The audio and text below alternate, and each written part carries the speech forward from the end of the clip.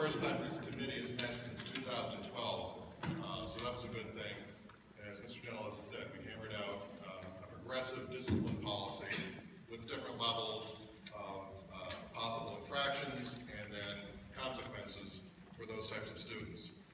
As I said, we work very well together. I'd really like to thank Mr. Gentileza, Jake Williams, Chris Laser, Kevin Kays, Holly Mead, and Christine Walker for doing a lot of the work. We examined, as Mr. Gentileza said, a lot of different examples from other school districts. We saw what works. We sort of pick and chose what we would like to have in this. With the consequences ranging from anything like you said, verbal reprimand all the way up the chain. We also kept in mind special ed students, what some of those ramifications might be with IEPs and things like that. So that's even in the policy. Please review it, and we think it, we did a good job on this.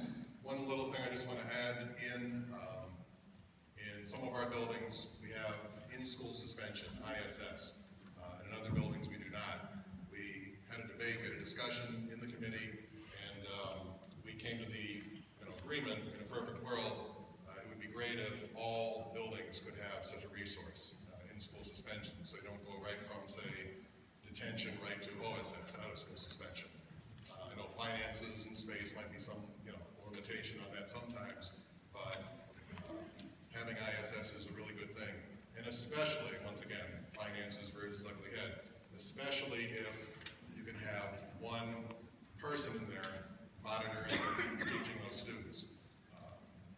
We had a committee member, want to speak to that more?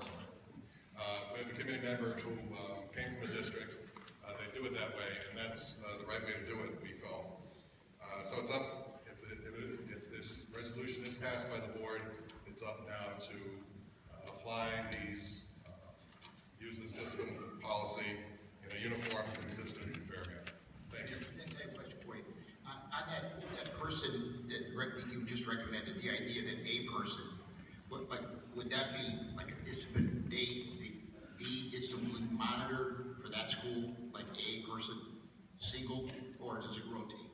Well, the best, in ISS, pretty much every period, it should be one single person, because, they get to know the kids. It should be the same person at all times. Right. Okay. That's what happens, the way it runs now, you have a different teacher in there every period, there's a continuum of expectations. And it fluctuates. Right. Getting the same person in there makes things uniform and consistent. We think it works much better. Thank you. Thank you.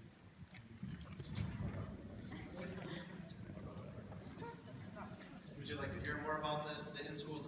I came from a district where there was an effective in-school suspension teacher and room in a high school building. Yes.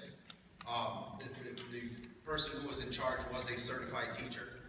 He was a certified special ed teacher, so we kind of got around removing students from class who had IEPs that dictated they needed to be in that class. So being a certified special education teacher, he could implement all the provisions of the IEP.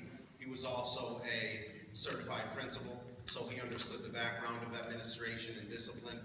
He would contact parents. He would be basically the first line of defense with discipline matters that we wanted to keep in-house that didn't rise to the standard of being out-of-school suspension incidents. And how do we find that person? Did we interview for that? Did you interview for that person specifically, or was it a bid process? I believe it was a bid process. It just so happened that he had those certifications to go